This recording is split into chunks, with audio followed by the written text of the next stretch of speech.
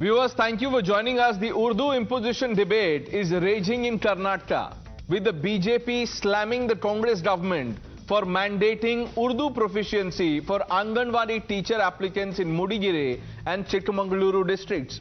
This move, viewers, has been linked to the imposition of Urdu by Hyderabad's Nizam and Tipu Sultan's attempts to promote Persian over Kannada.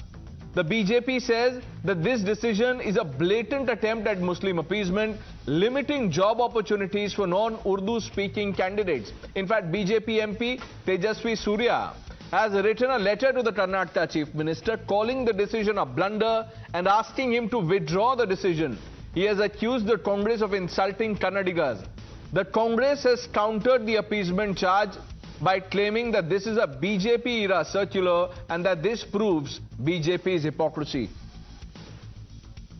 Mughal सुल्तान निज़ाम करते थे, वही काम आज कांग्रेस की सरकार जब कर्नाटका में आई है वो करने लगी है और तुष्टीकरण की राजनीति में ऐसे लीन हो चुकी है कि कन्नड़ विरोधी इनके जो हथकंडे हैं उसके प्रतिदिन आपको एक न एक परिचायक मिलते हैं। अब जो नया कदम लिया है कि वो उर्दू को प्रमोट करना चाहते हैं और कन्नड़ को नहीं, ये दिखाता है कि कन्नड़ विरोधी सोच भी है और तुष्टीकरण की राजनीति के लिए किस हद तक जा सकते हैं। निजाम का प्रेतात्मा कांग्रेस के अंदर घुस गया है, घुस करके निजाम का काम कांग्रेस कर रहा है। आज कांग्रेस पार्टी टिप्पू का सपना साकार करने के लिए कोशिश कर रहा है, निजाम का सपना साकार करने के लिए कोशिश कर रहा है। ये कन्नड़ विरोधी लोग हैं। Ma'am, BJP is saying that they want to bring Nizam rule. How do you like to respond to that, ma'am? It is the rules made by BJP government only. It is not by again the new from a Congress government. In every single this one they want to find something loophole and they want to just they are doing a Marxist work. You know that how they are utilizing the single incident also. But my BJP friends have been forgotten that this amendment, this rules has been what I can say that bring by BJP previous government only. That was the Karnataka minister claiming that this is hypocrisy on BJP's part. We are now joined by Tejasvi Surya, needs no introduction, Member of Parliament of the Bharatiya Janata Party. Tejasvi, first of all, thank you for speaking to Times Now. I want to start by asking you what you've written in your letter. You've said that the Congress is trapping Kannadigas with Tipu-like Farman. In the letter that you've written to the Chief Minister, you're saying that Congress is trapping Kannadigas with a Hyder Ali-like Farman. Good evening. Thank you so much for giving me this opportunity to air views on such an important subject. The Chief Minister on odd days proclaims himself to be a self-declared champion of Kannada and Kannada culture. He even considers a very ill-thought-out move to mandate reservation of certain hiring by companies in Bengaluru to hire only Kannada population, so much so that it triggered a sense of anxiety amongst many investors and industrialists, only for the government to withdraw the same notification. On the even days, the Chief Minister also proposes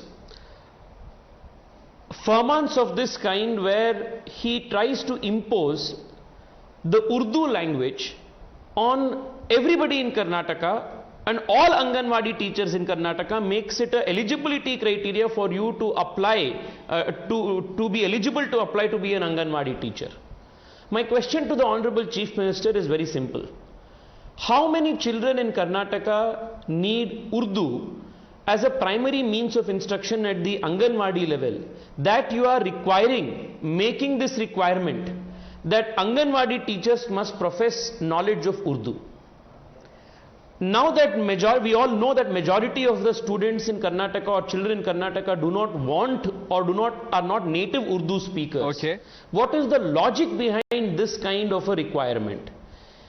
Is this not blatant appeasement politics? This is primarily the question. On one hand, you claim yourself to be a champion of Kannada and Kannada culture. You give free rights to hooligans and rowdies who go and break billboards, attack non-Kannada speakers on the streets. Right. And all of these you allow for in Karnataka in the name of protecting Kannada. Right. And on the other hand, instead of promoting Kannada institutionally, you are making the requirement of Urdu. And how is this any different from the Farmans of Tipu Sultan and than the Farmans of Hyder Ali? Right. Even to this day, you will be surprised to know, Pranesh, most of the records in the words that are used in the official revenue records in Karnataka, like patta, like, khata, all of these words, they are a legacy of Tipu Sultan and Hyder Ali. They imposed Farsi at the cost of Kannada. So how is Siddaramaiah's ill thought out anti-Kannada policies any different? Let me quote from your letter. You've also said that this step is due to excessive appeasement. Appeasement seems to have become the state policy. This overindulgence is insulting Kannadigas. Do you believe this is part of some carefully thought out appeasement policy, or perhaps part of a larger plan? Now you tell me, how else should I read three separate but ideologically or principally connected incidents? One, a teacher in Karnataka's Udupi district was awarded the Best Teacher Award by the government. He was recognized for it.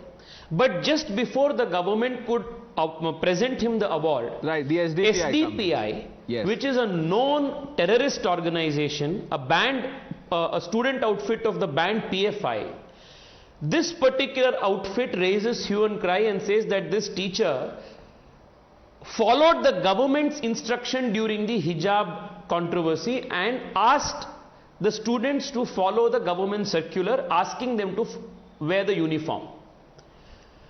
And because the SDPI protested, the state government cows down and does not award this otherwise meritorious teacher, whose only mistake, only crime was to follow the government's diktat of enforcing uniform in his school.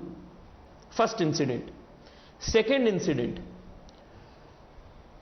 A Ganesha procession is undertaken in Nagamangala, and a group of radical Islamic outfit people throw stones and petrol bombs on this procession, even attack the policemen who were trying to dissuade the whole situation and try to bring the situation under control.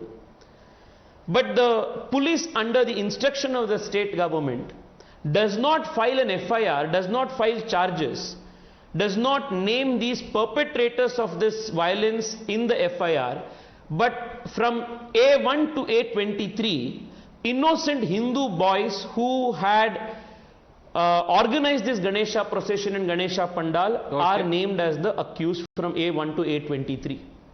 This is episode number 2. Now episode number 3. The Chief Minister introduces a circular mandating professment of Urdu language, a language that is not spoken majorly by people of Karnataka. He makes it a mandatory criteria, which is why perhaps for you said that people, this is teachers of Anganwadi, workers of Anganwadi to apply, to be even eligible to be applied to these posts. Right. What are the three things that connect? What is the single thing that connects these three separate incidents? I think which is why you've said that this is against appeasement, the identity of the minority vote bank. Okay, blatant vote bank appeasement by the Congress government. Now, the Congress government on its part, and we have a reaction from Lakshmi Hebbalkar, who's a minister in the government there. She says this amendment was brought by the BJP and we've been following it. My friends in BJP have forgotten that it was brought during their tenure. They only ignite issues and make statements. I want to make it very clear. I want to first verify the veracity of this claim by the minister, because the Congress ministers are known to lie from through their teeth. They have no credibility left. But even assuming that this was a circular that was initially issued by the BJP government, I want to make it categorically clear that the then BJP government's circular would also have been wrong, and I would have opposed this in the same courage with the same conviction that I am opposing this today. It is illogical. It is not in tune with the spirit of the soil. It is not the requirement of the demography or the population of the state. In every way, the circular is wrong. Okay. So just because a crime or a mistake was committed earlier, it does not mean that this government has to continue the mistake. Now, assuming for a moment that this was indeed a circular that the earlier government had released, then what is stopping this pro-Kannada government, the Congress government today, who are okay with beating up people for not speaking Kannada in Bangalore, who are okay to bring in legislations reserving local jobs for Kannadigas in Bengaluru's industries and multinational corporations. This government that claims to be a pro-Kannada government, what is stopping it from reversing this wrong circular? Even assuming that the circular was... That's a question we'll ask of the Congress government, but are you conceding that this was a mistake done by the BJP? I'm asking you that because, you know, you have shot off a letter to the Chief Minister in which, you know, some of the highlights I just read out. The circular has the date 3rd December 2022 and the BJP government was in power till May 2023. So are you conceding by calling it a mistake by the BJP? Yes, so there is no question of, the principal opposition to the circular, the principal opposition to this notification remains the same.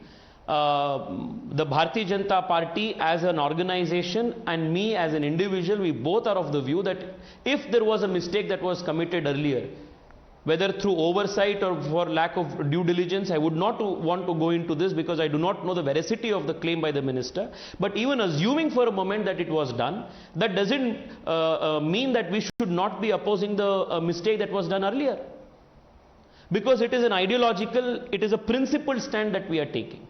What is the necessity of making knowledge of Urdu essential for teachers to apply for Anganwadi teachers post in Karnataka, where majority speakers are Kannada? We would have understood that this was in a different state. Which is why, Mr. Tejasvi Surya, the Congress is saying that, look, this is this case and the outrage by the BJP is an example of their hypocrisy. They've jumped the gun. I am making it again very clear to you.